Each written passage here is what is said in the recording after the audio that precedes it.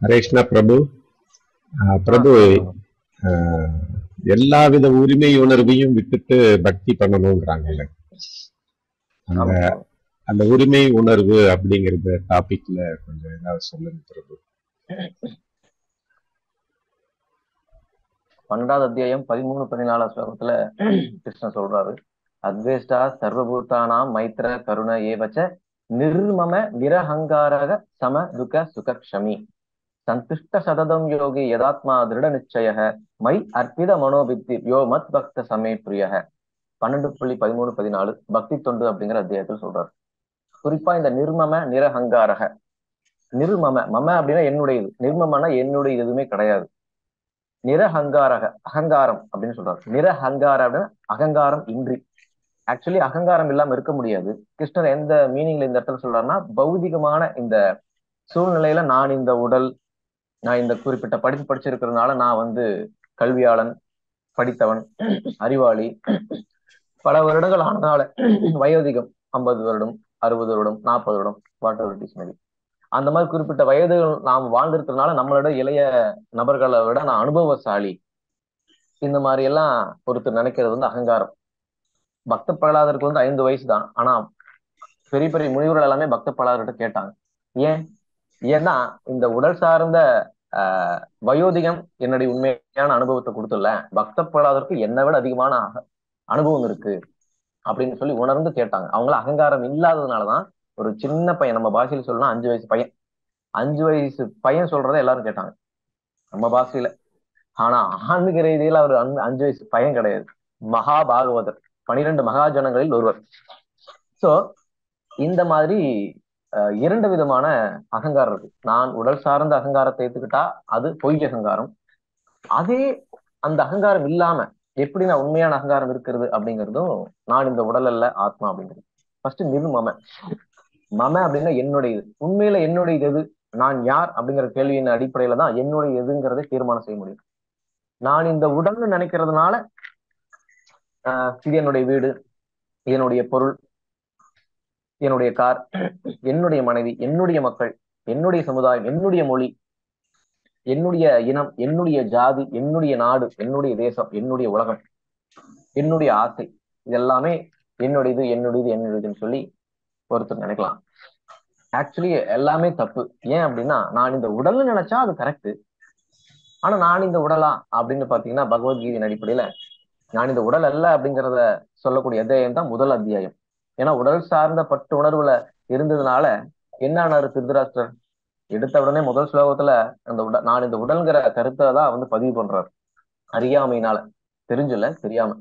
திருதராஷ்டிரா வாச்ச தர்மக்ஷேத்ரே குருக்ஷேத்ரே சமவேதா யுயுட்சவக மாமகா பாண்டவாச்சேத கிம் அகுர்வத சஞ்சய. என்னுடைய மகன்களும் பாண்டுவின் மகன்களும் என்ன செய்தனர் சஞ்சயனே அப்படின்னு கேட்கிறார். இதுல என்னுடைய இதுங்கிறத ஆரம்பிச்சுறார். பகவத்கீதை ஆரம்பமாகிறதே மம அப்படிங்கிற அந்த உணர்வுடைய திருதாசுடைய மனப்பான்மையின் அடிப்படையில் தான் பகவத்கீதை ஆரம்பமாகுது. இது தவறுன்னு சுட்டி காட்டுறதுக்கு தான் அப்படி ஆரம்பமாகுது. பொதுவா நல்ல விஷயங்களோட கெட்ட விஷயங்கள் சீக்கிரம் உள்ள போயிடும். அதனால கெட்ட விஷயங்களை தவிர்க்கணும். அப்பதான் நல்ல விஷயத்துக்குள்ள என்ட்ரே ஆக முடியும். அதனாலதான் அந்த கெட்ட நோக்கமுடைய நபர்கள் எல்லாம் எப்படி செயல்படுறாங்க, அப்படி செயல்படுறதுனால அவங்க இறுதியில என்ன பலன் அனுபவிக்கிறாங்கன்னு பாருங்க அப்படின்னு சொல்லி பகவத்கீதையில கிருஷ்ணன் இன்டைரக்டா திருதாசருக்கு அந்த முதல் உரிமை கொடுத்தாரு. ஏன்னா பற்று அதிகமா இருக்கிறவங்களுக்கு நாம விட்டுட்டோம் அப்படின்னா பிரச்சனை வராது. பற்று இருக்கிறவங்க கிட்ட போய் நீங்க அதை செய்யக்கூடாது, நான் தான் செய்யணும்னு சொன்னீங்கன்னா அவங்க பெரிய பிரச்சனையை உருவாக்கிடுவாங்க. அந்த மாதிரி கிருஷ்ணர் கூட எல்லாம் அறிந்த ஞானியா இருந்தாலுமே கூட பகவத்கீதை எடுத்தோன்னு கிருஷ்ணர் பேசல. திருதாசிட்ட ஒப்படைச்சிட்டாரு முதல் ஸ்லோகத்தை. பாத்தீங்கன்னா பகவத்கீதை எவ்வளவு பெரிய புனிதமான நூல். அந்த நூல்ல ஏங்க ஃபர்ஸ்ட் திருதராசர் பேசியிருக்கிறாரு அப்படின்னா நமக்கு ஒரு ஒரு சந்தேகம் வரும். அதுக்கு காரணமே இதுதான். பற்று இருக்கிறனால விட்டார். ஸோ பற்று ஒரு செயல் செய்யறதுக்கு தூண்டுதல் அமையும். அதே சமயத்துல ஒரு பற்று இருக்கக்கூடிய நபர் மங்களகரமான செயல் செய்யறதுக்கு தடையாவும் இருப்பார். ஸோ அதனால அந்த சூழ்நிலையில பகவத்கீதையில திருதாசர் பேசுறாரு, மாமகா பாண்டவா என்னுடைய மகன்கள்னு சொல்லிட்டு தன்னுடைய சகோதரனுடைய மகன்களை யாரோ ஒரு மகன்கள் மாதிரி அவங்களுடைய மகள் பாண்டுவின் மகன்கள்னு சொல்லி பிரிச்சு பேசுறாரு. இது மம. அப்படிங்கிற அகங்காரம், மம அப்படிங்கிற ஒரு எண்ணம். சோ அப்படி இருந்ததுனால என்னாச்சு அப்படின்னா, கடைசி வரைக்கும் பயந்துட்டே இருந்தாரு. என்னாச்சோ என்னாச்சோ என்னாச்சோன்னு. கடைசியில 100 மகன்களும் இறந்தாச்சுன்னு சொன்ன உடனே ஆஹ் தேம்பி தேம்பி அழுக ஆரம்பிச்சிட்டாரு. சோ வேற வழியே இல்லை. நான் என்னுடைய ராஜ்யத்தை இழந்தாச்சு, என்னுடைய பிரஜைகளை இழந்தாச்சு, பதவி இழந்தாச்சு, என்னுடைய நெருங்கிய உறவினர்களை இழந்தாச்சு, என்னுடைய சொந்த மகன்களை இழந்தாச்சு. இதுக்கு மேல நான் வாழ்றதுக்கு கதியே கிடையாது அப்படிங்கிற ஒரு சூழ்நிலை வந்தாச்சு. ஆனா மாமகா என்னுடைய மகன்கள், பாண்டவா அப்படின்னா பாண்டுவின் மகன்கள், பாண்டுவின் மகன்கள் வேற நான் வேறன்னு சொன்னவரு கடைசியில என்ன பண்ணாருன்னா, அந்த பாண்டவர்களுடைய வீட்டுலதான் வந்து எச்சி சாப்பாடு சாப்பிட்டார். விதுரர் வந்து சொல்றாரு, திருதராஷ்டிரா உனக்கு கொஞ்சம் கூட அறிவே கிடையாதா? பீமனுடைய எச்சில் சாப்பாடு சாப்பிட்டு இருக்கியே, அவங்கள வந்து ஆரம்பத்திலிருந்தே குறை சொல்லிட்டு அவங்க மேல வஞ்சகம் பண்ணிட்டு பொறாமையோட இருந்த, அவங்களுக்கு என்னெல்லாம் வந்து தீங்கு செய்யணுமோ அத்தனை தீங்கு செஞ்சுட்டு கொஞ்சம் கூட மனசாட்சியே இல்லாம நீ வந்து இப்படி வந்து உட்கார்ந்துட்டு எச்சில் சாப்பாடு சாப்பிடுறியே, உனக்கு கேவலமா இல்லையா அப்படின்னு சொல்லி விதுரர் திட்டினாரு. சோ அந்த இடத்துலதான் திருதராசுடைய அந்த மம என்னுடைய இது அப்படிங்கிற அகங்காரம் விடுபடுது.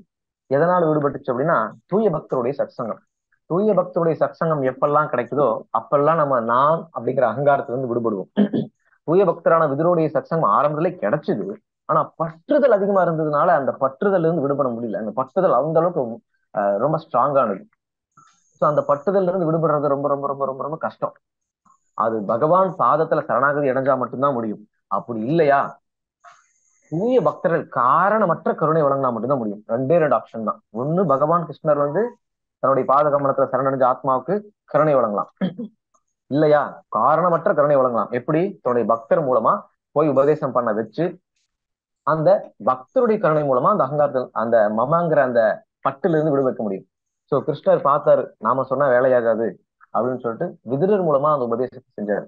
விதுரர் சொன்ன அந்த அந்த சொல், யாருமே இல்ல, எனக்கு கதியே இல்லைங்கிற ஒரு சூழ்நிலையில உணர்ந்தார். ஒன்றுமே பயனில்லை என்று ஒருவர் உணர்ந்த பின்பு அதை உண்டு என்பார் அப்படின்னு ஒரு பழமொழி உண்டு.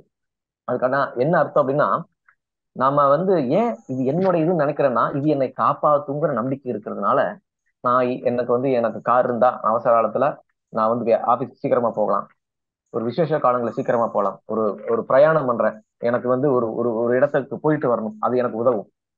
இப்படியா ஒரு ஒரு கார் மேல நான் வந்து நம்பிக்கை வைக்கலாம், ஒரு பைக் மேல நம்பிக்கை வைக்கலாம், பஸ் மேல நம்பிக்கை வைக்கலாம், எங்கிட்ட இருக்கக்கூடிய செல்வத்து மேல நான் நம்பிக்கை வைக்கலாம். உறவினர்கள் எனக்கு ஆபத்துன்னா வந்து எனக்கு காப்பாத்துவாங்க, நல்லது திட்டத்துல அவங்க கலந்துக்குவாங்க, அவங்க கலந்துக்கிட்டாதான் வந்து எனக்கு சந்தோஷம் கிடைக்கும். நான் துக்கமான சூழ்நிலை அவங்க எனக்கு ஆறுதல் சொன்னாதான் எனக்கு ஒரு ஆறுதல் கிடைக்கும். அதனால அந்த உறவினர்கள் மேல ஒரு பற்று வைக்கலாம். எனக்கு செல்வம், நிறைய செல்வம் இருந்ததுன்னா எனக்கு ஏதாவது வியாதி வந்துச்சு அப்படின்னா அந்த வியாதியில இருந்து காப்பாத்துறதுக்கு இந்த செல்வம் எனக்கு உதவும் அப்படிங்கிற அந்த நம்பிக்கை இருக்கிறதுனால அதன் மேல நான் பற்று வைக்கலாம். இந்த மாதிரி மம இது என்னுடைய இது அப்படிங்கிறது எப்பெல்லாம் நான் வந்து சார்ந்திருப்பனோ, இது எல்லாம் என்னை காப்பாற்றும், எனக்கு சந்தோஷத்தை கொடுக்கும், எனக்கு திருப்தியை கொடுக்கும், மன அமைதியை கொடுக்குங்கிற ஏதாவது ஒரு காரணத்துக்காக, எதிர்பார்ப்பு பூர்த்தியாகுங்கிற அந்த நம்பிக்கைக்காக அந்த விஷயத்தை சார்ந்து இருப்போம். ஆனா ஒன்றுமே பயனில்லை என்று உணர்ந்த பின்பு திருதாசர் உணர்ந்துட்டாரு. சோ எப்படி உணர்ந்தாரு? எல்லாமே போயிட்டாங்க, ராஜ்யம் போயிடுச்சு, பதவி போயிடுச்சு, பிரஜைகள் போயிட்டாங்க, உறவினர்கள் போயிட்டாங்க, சொந்த மகன்கள் 100 மகன்கள், மகன்களுக்காக தான் தந்தை வாழ்வாரு. அந்த தந்தை மகன்கள் இழந்ததுக்கு அப்புறம் வாழ்ந்து சாதிக்க வேண்டிய ஒண்ணுமே இல்லை. சோ இதெல்லாம் போனதுக்கு அப்புறம் கூட ஆக்சுவலி அவர் அந்த பற்ற விடல. அந்த சூழ்நிலையில வந்து சகோதரனான விதுரர் வந்து உபதேசம் கொடுத்து, ஆஹ் நீ வந்து இந்த மாதிரி இன்னும் பற்றோடு இருக்கியே, இந்த பற்றை வச்சுட்டு நீ என்னத்த சாதிக்க போறேன் அப்படின்னு கேட்டதுக்கு அப்புறம் தான் உணர்றாரு, ஆமா இதுக்கு மேல நான் இங்க உட்கார்ந்து சாப்பிட்டு நான் என்ன சாதிக்க போறேன் அப்படின்னு உணர்றாரு. அதை விட நீ வந்து காட்டுக்கு போய் அந்த பரம்பொருளை தியானிச்சு நீ முக்தி அடைஞ்சா அடுத்த பிறவிலையாவது இந்த மாதிரி பாவகரமான சூழ்நிலைக்கு நீ அகப்பட மாட்டேன். ஏன்னா நீ உடல் கிடையாது, ஆத்மா. அது முதல்ல நல்லா புரிஞ்சுக்கோ. நீ உடல்னு சொல்லி இவ்வளவு நாள் வாழ்ந்த வாழ்க்கை எல்லாமே வேஸ்ட். இதையும் தாண்டி நீ இந்த உடலும் பட்டில் இருந்தன்னா மறுபடியும் நீ கூணாவும் குருடாவும் பிறந்து இந்த உடல் சார்ந்த பற்றுக்கள்னால மறுபடியும் இந்த மாதிரி ஒரு சூழ்நிலை ஏற்படும். நீ ஆத்மானு உணர்ந்தீன்னா, ஒத்துக்கிட்ட அப்படின்னா நீ வந்து தபம் புரியணும், இந்த பௌதிக புலன் இன்பத்தை விட்டு விட்டு நீ வந்து பரம்பொருளை தியானிக்கணும் அப்படின்னு சொல்லி உபதேசம் பண்ண. அப்பதான் அவருக்கு உரைச்சது, ஆமா இந்த உடல் சார்ந்த கருத்துணர்வுனாலதான் நான் இப்படி மோகத்துல மாட்டிட்டேன். மறுபடியும் இந்த கடைசி காலத்துல நான் இதுவும் இதே உடல் சார்ந்த பற்றுல கருத்துணர்வுல நான் வாழ்ந்தேன்னா மறுபடியும் இந்த மாதிரி பிறவி எடுக்க வருங்கிறத உணர்ந்துட்டு நான் வந்து போகணும்னு முடிவு எடுத்து ராத்திரியோட ராத்திரியே கிளம்பிட்டார்.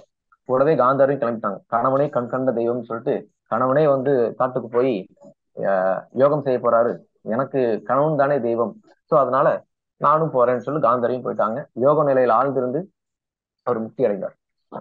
சோ இந்த மாதிரி நாம உடல் சார்ந்த கருத்துணர்வு இருந்தோம் அப்படின்னா நமக்கு என்ன பிரச்சனை வரும்னா, நமக்கு நாம் இருக்கக்கூடிய சூழ்நிலை அது பக்தி தொண்டின் வழிமுறைகளை கடைபிடிக்கக்கூடிய பக்தி யோகா சென்டரா இருந்தாலும் சரி, கண்டிப்பா பிரச்சனை வரும். ஏன்னா பௌதிகமான அந்த மம என்னுடைய இது அப்படிங்கிற அந்த பற்று யாருக்கெல்லாம் இருக்கோ அது மூலமா நமக்கு ஒரு சோதனை வரும். என்னுடைய இது எது அப்படின்னு நான் வந்து சரியா உணரணும், தேர்ந்தெடுக்கணும். நான் ஆத்மா அப்படின்னா ஆன்மீகமான விஷயத்த தேர்ந்தெடுப்பேன். ஆனா நான் ஆத்மாங்கிறது உணரல, அந்த தத்துவத்தை உள்ளுக்குள்ள ஏத்துக்கல அப்படின்னா ஆன்மீகமான விஷயங்கள்லயே தனக்காக ஒரு பௌதிகமான சூழ்நிலையை உருவாக்கிட்டேன். உதாரணத்துக்கு வந்து ஆன்மீகமான சூழ்நிலை தான், நான் கடைபிடிக்கக்கூடிய விஷயங்கள் எல்லாமே ஆன்மீகமான சூழ்நிலை தான் உருவாக்கியிருக்கு. ஆனா அதுலயும் இது என்னுடைய இது, என்னுடைய சாமர்த்தியம், என்னுடைய அனுபவம், என்னுடைய அறிவு, என்னுடைய செல்வத்தினால நான் இந்த நிலை அடைஞ்சிருக்கேன், என்னுடைய அறிவினால அனுபவத்தினால ஒருவேளை என்னுடைய பக்தினால நான் அடைஞ்சிருக்கேன் அப்படின்னு கர்வம் கொண்டோம் அப்படின்னா அதுல நமக்கு வந்து ஒரு பற்று வரும். அந்த பற்று என்ன ஆகும்னா நிறைவேறாது. அந்த பற்றுனால அதை அடைஞ்சு எனக்கு ஒரு திருப்தி கிடைக்குங்கிற நம்பிக்கையை நான் வைப்பேன். அந்த காரியம் நிறைவேறலைன்னா எனக்கு வந்து ஒரு அதிருப்தி கிடைக்கும். அந்த அதிர்ப்பு தான் அந்த சூழ்நிலை தண்டனை. ஏன்னா அந்த அதிருப்தி வர்றதுக்கான காரணம் என்னன்னா அதுல எனக்கு ஒரு பற்று இருக்கு. பிரசாதம் எனக்கு டைமுக்கு கிடைச்சா எனக்கு திருப்தி கிடைக்கும் அப்படிங்கிற ஒரு பற்று வச்சிருந்தேன்னா பிரசாதம் கிடைக்கலன்னா அதிருப்தி ஆயிடும் இல்லையா? எனக்கு ஒரு மாலை மரியாதை கிடைக்கணும்னு நான் விரும்புறேன், அந்த மாலை மரியாதை எனக்கு கிடைக்கலன்னா நான் உடனே அதிருப்தி ஆயிடுவேன். ஏன் உபதேசமே பண்றேங்க, பிரச்சாரம் பண்றேன், இது ஆன்மீகமா பௌதிகமான்னு கேட்டீங்கன்னா ஆன்மீகம் தான். ஆனா நான் சொல்ற பிரச்சாரத்தை குறிப்பிட்ட நபருக்கு நான் வந்து அவர் கடைபிடிக்கணும்னு சொல்லி இன்சஸ்ட் பண்றேன். ஆனா அவர் கேட்க மாட்டேங்கிறாரு, ஃபாலோ பண்ண மாட்டேங்கிறாரு. உடனே எனக்கு என்ன வரும்?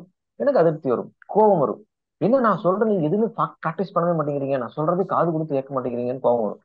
சொல்றதுக்கு உரிமை உண்டு, அது பிரச்சாரம்.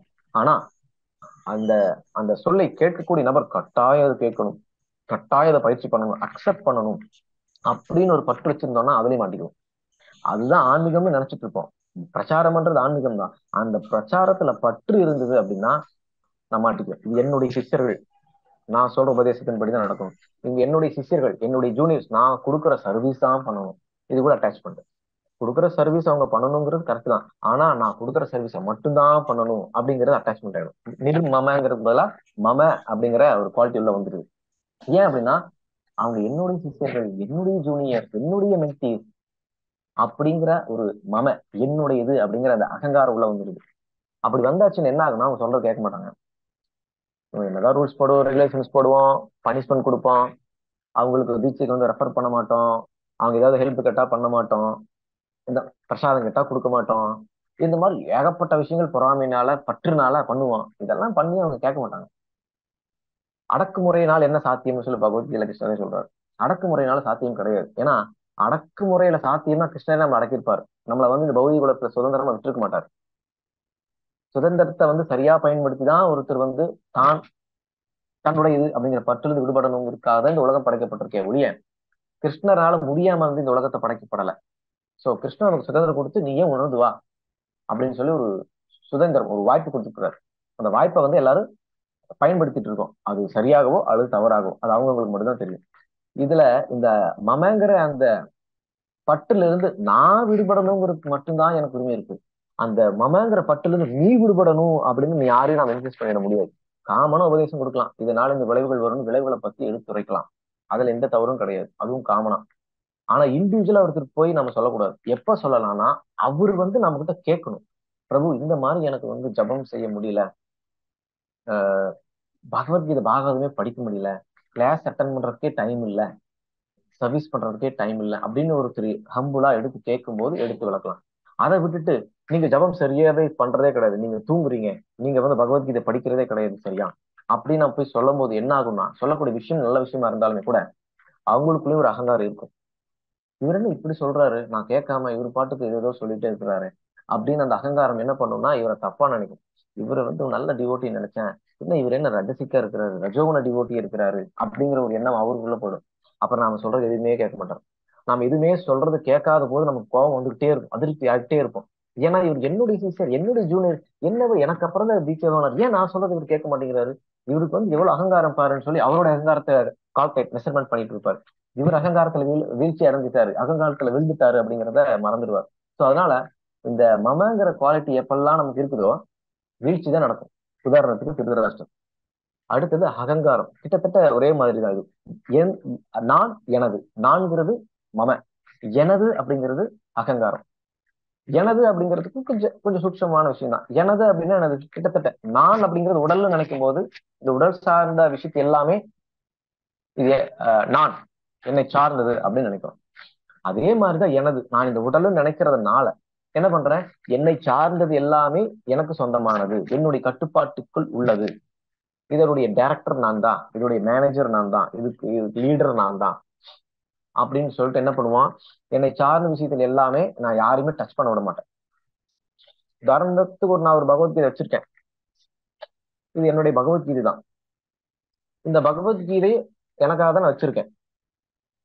ஒரு திடீர்னு ஒரு பக்தர் எடுத்து படிக்கிறாரு, கண்ணு முன்னாடி என்னோட அனுமதி இதெல்லாம் எடுத்து படிக்கிறாரு. ஆக்சுவலி அவர் என்னோட அனுமதி எல்லாம் எடுத்து படிக்கிறது தவறுதான். ஆனா நம்ம என்ன பண்ணணும்னா, இது எனதுங்கிற பற்று இல்லாம அவர் படிக்கிற வரைக்கும் பொறுமையா இருக்கலாம். பிரபு இது என்னுடைய பகவத்கீதை நீங்க படிச்சுட்டு மறக்காம எனக்கு கொடுத்துருங்கன்னு சொல்லி நாம இண்டிகேட் பண்ணலாம். ஆனா உடனே என்ன பண்ணிடுவோம், அந்த மாதிரி பொறுமையா சொல்றதுக்கு பதிலா என்னுடைய பகவத்கீதை நீங்க எப்படி எனக்கு கேட்காம இருக்கலாம், இது கேட்காம இருக்கக்கூடாதுன்னு தெரியாதா, உங்களுக்கு எதுக்கு இந்த அளவுக்கு பற்று அப்படின்னு சண்டை போட்டுருவோம். ஆக்சுவலி அவர் பண்ணது தவறுதான், அது அவருதான் உணரணும். அவரை நம்ம எப்படி உணர்த்தலாம் அப்படின்னா, இந்த மாதிரி என்னுடைய பகவத்கீதைங்க நீங்க தெரியாம எடுத்துட்டீங்க, இனிமே படிச்சுட்டு எனக்கு கொடுங்க, எனக்கு தேவைப்படுதுன்னு சொல்லி சொல்லலாம். இதுல எந்த தவறும் கிடையாது. ஆனா அதுக்கு பதிலா இது என்னோடதுங்கிற அந்த அகங்காரத்துல நான் என்ன பண்ணிட்டேன், கோபத்துல அந்த அகங்காரம் இருந்ததுனால இந்த பகவத்கீதை நீங்க எப்படி என்ன கேட்காம இருக்கலாம், என்னோடது, உங்களுக்கு ஒரு பகவத்கீதை இல்லையா, காசு வாங்கி படிக்க தெரியாதா, அடுத்தவங்க பகவத்கீதை எடுத்து தான் படிப்பீங்களா, இதுதான் வந்து பக்தியா அப்படின்னா நாம திட்டத்துக்கு வாய்ப்பு இருக்கு. இது ஒரு உதாரணம் பகவத்கீதை. பகவத்கீதை தான் என்னுடையதுதான், ஆனா இது என்னுடைய அனுமதி இல்லாம எடுத்ததும் தவறுதான். ஆனா அந்த தவறுக்காக நான் ஏன் கோவப்படணும், அவரையும் திட்டணும், அதை நான் பொறுமையை எடுத்து சொல்லலாம். ஆனா அதை விட்டுட்டு என்னோட இது அப்படிங்கிற அகங்காரத்துல என்ன பண்ணிடுறேன், நான் என்னுடைய சீனியாரிட்டி அத்தாரிட்டி இந்த பொறுப்பில் இருக்கிறதுனால நான் மயங்கி போடுறேன். ஏன்னா நான் அத்தாரிட்டி நினைக்கிறேன், நான் மேனேஜர் நினைக்கிறேன், சீனியர் நினைக்கிறேன், டிவோட்டின்னு நினைக்கிறேன். இந்த மாதிரி அகங்காரத்துக்குள்ள நான் இருக்கிறதுனால எனக்கு சமமா இருக்கக்கூடிய பக்தர்களையோ எனக்கு இளைய பக்தர்களையோ என்ன பண்ணிடுறேன், நான் வந்து கோபத்தினால அவங்கள திட்டிடுறேன். இதனால என்ன ஆகுதுன்னா அபராதம் ஆயிடுது. என்னை விட இளைய பக்தர்களை திட்டினாலுமே அபராதம் அபராதம் தான். கிருஷ்ணரை பொறுத்த வரைக்கும் மூத்த பக்தர் இளைய பக்தர் அப்படின்லாம் வேறுபாடு கிடையாது. இதெல்லாம் நமக்கு, ஏன்னா மூத்த பக்தர்னா ஒருத்தர் 10 வருஷத்துக்கு முன்னாடி வந்திருப்பார். உடலின் அடிப்படையில் அவருடைய உடல் பக்திக்கு இந்த நமக்கு தெரிஞ்சு இந்த பிறையில 10 வருஷத்துக்கு முன்னாடி வந்துட்டார். ஆனா 10 வருஷத்துக்கு பின்னாடி வந்திருந்த ஆத்மா வந்து போன பிறவிலே பக்தர் ஆயிருப்பார். இது நமக்கு தெரியுமா? தெரியாது. ஏன்னா நம்ம உடல் சார்ந்த அறிவு மட்டும்தான் நமக்கு இருக்கு, ஆத்மாவுடைய அனுபவம் கிடையாது. இந்த ஆத்மா போன பிறவில பக்தி பண்ணுச்சா, எவ்வளவு பர்சன்டேஜ் பக்தி பண்ணிட்டு இந்த பிறவிக்கு வந்திருக்கு, 30ல இருந்து 31 ஸ்டார்ட் ஆகுதா, 50ல இருந்து 51% பக்தி ஸ்டார்ட் ஆகுதா இந்த ஆத்மாவுக்கு, இந்த மெஷர்மெண்ட் நமக்கு போட தெரியுமான்னு கேட்டா கிடையாது. ஆனா கிருஷ்ணருக்கு அந்த மெஷர்மெண்ட் தெரியும். அதனால கிருஷ்ணர் எந்தெந்த இடத்துல எந்தெந்த ஆத்மாவுக்கு அந்த சீனியாரிட்டிக்கு ஏத்த மாதிரி ஒரு ஆப்பர்ச்சுனிட்டி கொடுக்கணும், சீனியாரிட்டிக்கு ஏத்த மாதிரியான ஃபெசிலிட்டி கொடுக்கணுங்கிறது கிருஷ்ணருக்கு நல்லாவே தெரியும். ஏன்னா சுக்ருதம் சர்வபூதானாம் ஞாத்மாமாம் சாந்தி ருச்சதி 5.29 பகவத்கீதையில அமைதி எப்ப கிடைக்கும்னு சொல்றாருன்னா கடைசி ஸ்லோகத்துல நான் தான் அனுபவிப்பாளன் போக்தாராம். அதாவது கிருஷ்ணா தான் அனுபவிப்பாளர் நினைக்கணும், நாம் அனுபவிப்பாளர் நினைக்க கூடாது. யக்ஞ தபசாம் யாகங்களையும் தபங்களையும் நான் தான் அனுபவிக்கிறேன் அப்படின்னு கிருஷ்ணா தான் அனுபவிக்கிறேன்னு நினைக்கணும். சுக்ருதம் சர்வபூதானாம் எல்லா உயிர்வாளிகளுக்கும் உற்ற நண்பன் அப்படின்னு யார் ஒருத்தர் அறிந்திருக்கிறாங்களோ ஞாத்மா மாம் சாந்தி ருச்சதி, மாம் என்னை யார் எல்லா விதமான யாகங்களையும் தவங்களையும் அனுபவிப்பவன் என்றும் எல்லா தேவர்களையும் எல்லா லோகங்களையும் கட்டுப்படுத்துபவன் என்றும் போக்தாராம் யக்ய தபசாம் சர்வலோக மகேஸ்வரன் எல்லா உலகங்களுக்கும் நானே எஜமானர் அப்படிங்கிறது யார் உணர்றாங்களோ சாந்தி முறிச்சதி அமைதி அடைகின்றனர். இந்த நிர்மம நிரகங்காரங்கிற குவாலிட்டி அடைஞ்சிருவாங்க. மம அகங்காரங்கிற குவாலிட்டில இருந்து வெளியே வந்துடுவாங்க. ஏன்னா அவங்க வந்து கிருஷ்ணர் தான், கிருஷ்ணருடைய இது, கிருஷ்ணரை சார்ந்தது, என்னை சார்ந்தது எதுவும் கிடையாது, எனக்கு கொடுக்கப்பட்ட வாய்ப்பு இது. நான் லீடரா இருந்தாலும் மூத்த பக்தரா இருந்தாலும் விஜய் வாங்கிய பக்தரா இருந்தாலும் ஒரு பொறுப்பில் இருக்கக்கூடிய பக்தரா இருந்தாலும் இந்த பொறுப்பில் இருந்து இந்த மாதிரியான சேவை செய்யறதுக்கான ஒரு ஆப்பர்ச்சுனிட்டி எனக்கு கிருஷ்ணர் கொடுத்திருக்கிறார். இந்த அதிகாரம் என்னுடையதல்ல, இந்த சூழ்நிலை என்னுடையதல்ல, இந்த பக்குவம் என்னுடையதல்ல, இந்த பக்குவம் என்னுடையதல்ல, எல்லாம் கிருஷ்ணர் கொடுத்த பிச்சை. நான் வந்து வெறும் சேவகன் தான். இந்த பக்குவத்தை வச்சு எப்படி நான் வந்து பக்தர்களுக்கு சேவை செய்யறதோ அந்த மாதிரி சேவை செய்யறதுக்கு மட்டும்தான் எனக்கு வந்து அதிகாரம் உண்டு. இந்த பொறுப்பை வச்சுட்டு என்ஜாய் பண்றதுக்கு எனக்கு எந்த அதிகாரமும் கிடையாது. ஏன்னா இந்த பொறுப்புக்கு உண்மையான ஹோல்டர், உரிமையாளர் நான் கிடையாது. சோ உரிமை உணர்விலிருந்து விடுபடணும். இந்த உரிமை உணர்வுல இருந்து விடுபட்டு சேவை செய்யற வரைக்கும் நமக்கு எந்த பிரச்சனையும் இருக்காது. நமக்கு கிடைச்ச ஃபெசிலிட்டி, அந்த அதிகாரம், அந்த பொறுப்பு, அந்த ஸ்தானம் அதை மெயின்டைன் பண்ணிட்டே போகலாம். அதுல எந்த தவறும் கிடையாது, அதுல எந்த தடையும் வராது. ஆனா எப்பெல்லாம் அந்த பொறுப்பையும் அதிகாரத்தையும் சூழ்நிலையையும் ஆஹ் தவறா இது என்னுடையது, என்னை சார்ந்தது அப்படின்னு சொல்லி பக்தி தொண்டில ஈடுபடுத்துறதுக்கு பதிலா, அந்த பக்தி தொண்டில உபயோகப்படுத்துறதுக்கு பதிலா அதை நாம கண்ட்ரோல் பண்ணி நமக்குள்ளேயே வச்சிருக்கோமோ, வைக்கிறோமோ, அப்பெல்லாம் நமக்கு வந்து டிஸ்டர்பன்ஸ் வரும். அது இப்படித்தான் வரும்னு நமக்கு தெரியாது. கிருஷ்ணர் எப்படி ஒரு ஒரு குறிப்பிட்ட நபருக்கு ஒரு குறிப்பிட்ட சூழ்நிலை கொடுத்தா அவர் தொந்தரவடைவாருன்னு அவருக்கு நல்லா தெரியும். ஒரு சில பேருக்கு திட்டுனா அவருக்கு கோவம் வரும்னு திட்டுவோம், அவர் சிரிச்சிட்டு இருப்பாரு. திட்டம் அவருக்கு கோவமே வராது. திடீர்னு அவர் கையில இருக்க பொருளை பிடிங்கிட்டோம்னா கோவம் வந்துடும். சில பேர் கையில இருக்க பொருளை பிடுங்கன்னா ஒண்ணு அது போனா போட என்னோடதே கிடையாது, அந்த பிரபு எனக்கு கொடுத்தாருன்னு சொல்லிட்டு இருப்பாரு. ஆனா திட்டினா கோவம் வந்துடும். என்னது என்னுடைய இப்படி திட்டுறாரு, என்ன திட்டத்துக்கு என்ன உரிமை இருக்கு, எல்லாரும் முன்னாடி திட்ட என்னுடைய மான முறையில் என்ன ஆகுறது அப்படிங்கிற ஒரு சூழ்நிலை இருப்பாரு. திட்டினா கோவப்பட்டுருவார். அவர் உடைமைகளை எடுத்துட்டா அவர் கோவம் வராது. ஆனா கிருஷ்ணருக்கு எது எப்போ எப்படி பண்ணா அவருக்கு வந்து அத தண்டனையா அனுபவிப்பாரோ, துன்பம் அடைவாரோ, அதுல இருந்து அந்த பற்று இருந்து வெளிவருவாரோ அவருக்கு தெரியும். சோ அந்த மாதிரி ஒரு சூழ்நிலை கொடுப்பார். பசியே இல்லாம கொடுப்பாரு, பசியே இல்லாத ஒரு சூழ்நிலையை உருவாக்குவாரு, பசியும் உருவாக்குவாரு. இந்த மாதிரி பலவிதமான சூழ்நிலை உருவாக்குவார். ஒரு முறை காந்தாரி என்ன பண்ணாங்கன்னா, தன்னுடைய 100 மகன்களும் இறந்து கிடக்குறாங்க. அந்த பிரேதங்கள் எல்லாமே அந்த குவியலா இருக்கு. அந்த சூழ்நிலையில வந்து அழுதுகிட்டே இருக்கிறாங்க. என்னுடைய மகன்கள் போயிட்டாங்களே, மகன்கள் போயிட்டாங்களே அப்படின்னு. கிருஷ்ணர் உபதேசம் சொல்றார், அர்ஜுனர் சொல்ற மாதிரி, நீ எதுக்காக காந்தாரி நீ அழுகுற? பிறக்கிறவங்க எல்லாரும் ஒரு ஒரு கட்டத்துல இறக்க தானே போறாங்க. இதுக்கு போய் நீ ஏன் வந்து இப்படி வந்து தேம்பி தேம்பி அழுகுற?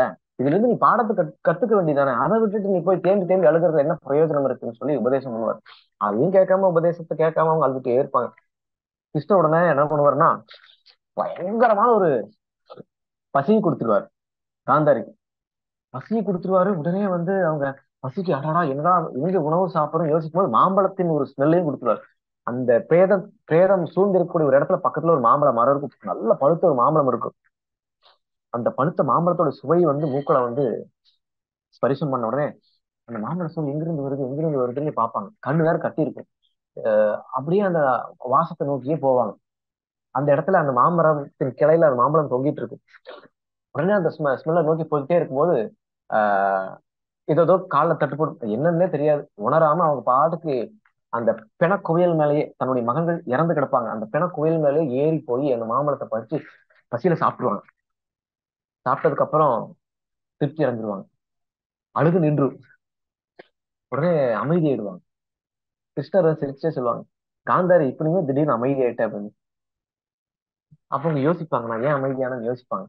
ஆமா, இப்ப நீ சாப்பிட்டது என்ன பலன் உனக்கு தெரியுமா அப்படின்னு கேட்பாங்க. கரெக்டா சொல்லுவாங்க, மாம்பழம் அப்படின்னு. ஏன்னா கண்ணு தேலான்னு கூட சுவையும் நறுமணமும் காட்டி கொடுத்துரும் இது மாம்பழம் அப்படின்னு. ஏன்னா அவங்க பார்வை இல்லாம பிறந்தவங்க கிடையாது, இது மாம்பழம்னு தெரியாம இருக்கு, அவங்க பார்வை இருந்தாங்க.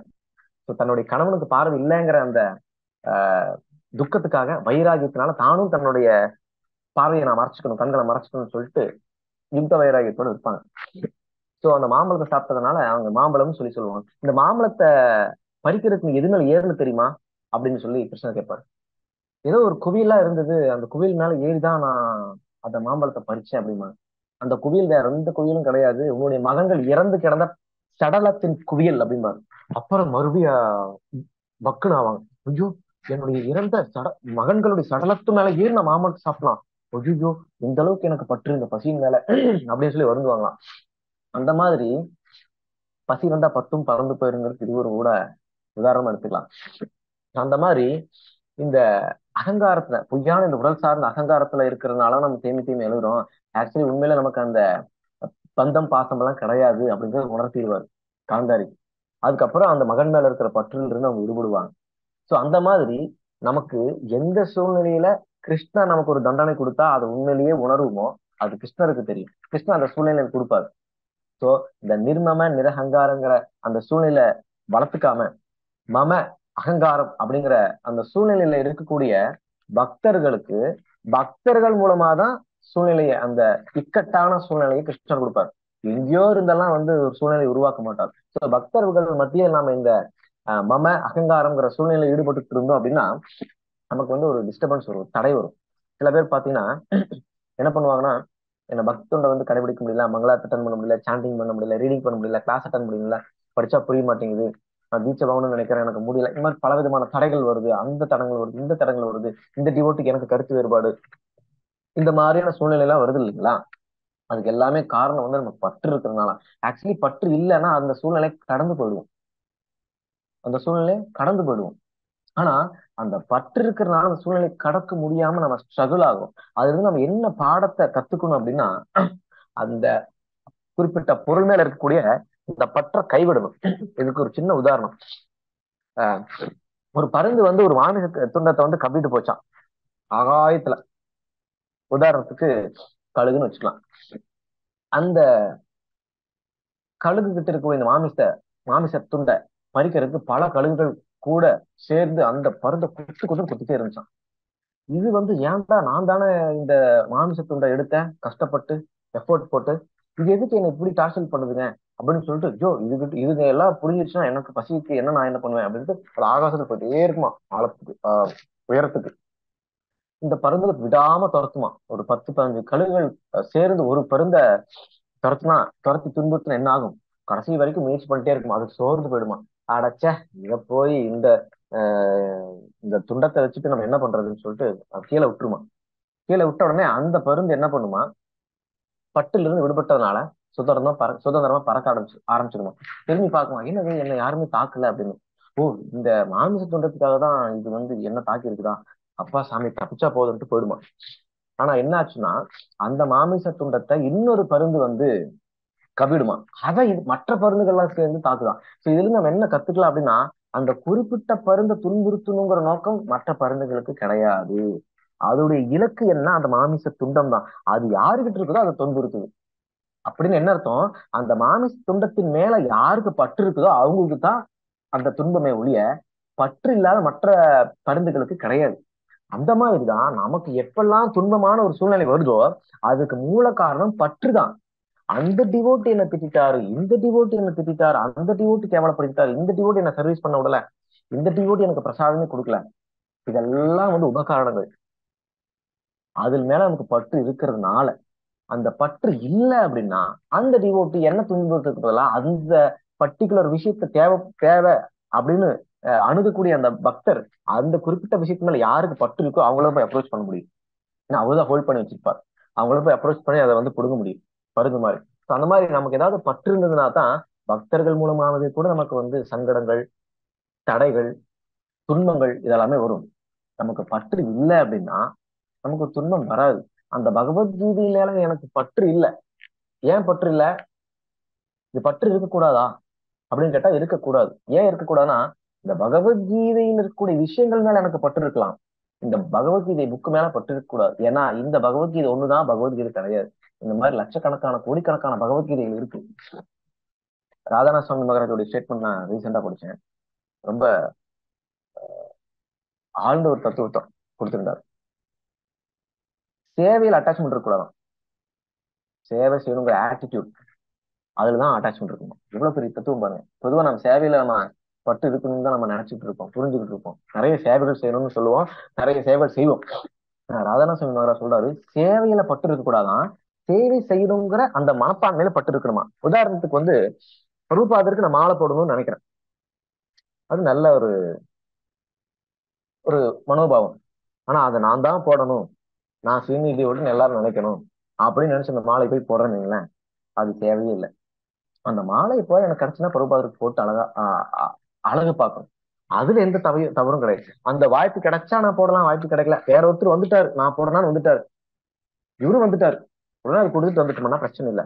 நான் தான் போடணும், நான் தான் ஃபர்ஸ்ட் வந்தேன் அப்படின்னு நினைச்சு போடுறாருன்னா அந்த அந்த பர்டிகுலர் டிவோட்டியோட மனசு கஷ்டப்படும்.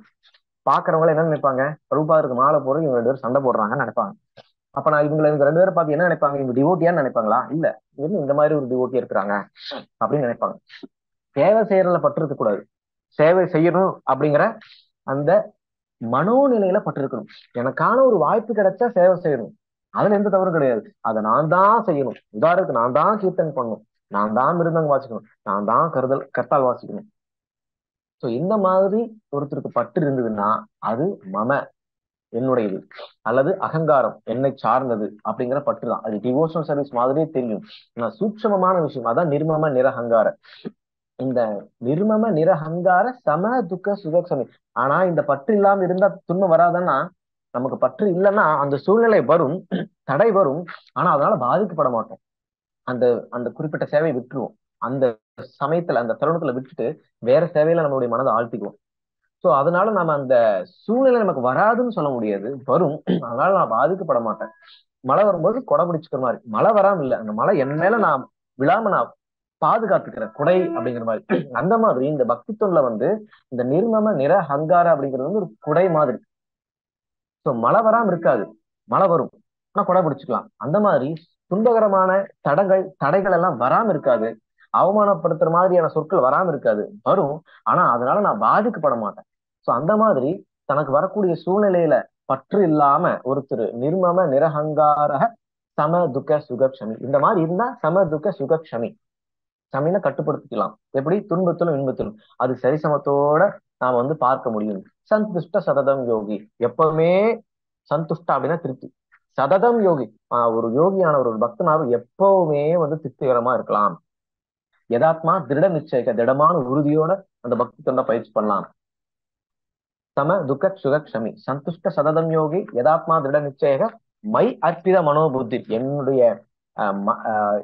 என்னுடைய நினைவுல மனதையும் புத்தியும் ஈடுபடுத்துறவங்க யாரோ யோ மத்பக்த சமய பிரிக, அத்தகைய பக்தன் எனக்கு மிகவும் பிரியமானவன். மற்றவங்களும் பக்தர்கள் தான், ஆனா இவர் தூய பக்தர் அப்படிங்கிறத இன்சஸ்ட் பண்றாரு கிருஷ்ணர்.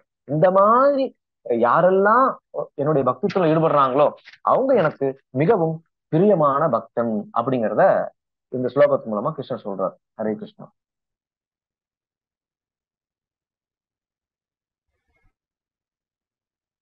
ஹரே கிருஷ்ணா. தேங்க்ஸ் பிரபு. நுகர்நிவரை பத்தி அந்த முக்கியமாக சொன்னீங்க. ஹரே கிருஷ்ணா. ஹரே கிருஷ்ணா.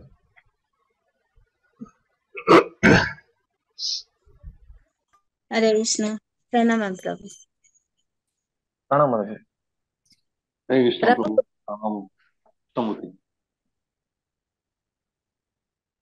ஹரே கிருஷ்ணா பிரபு.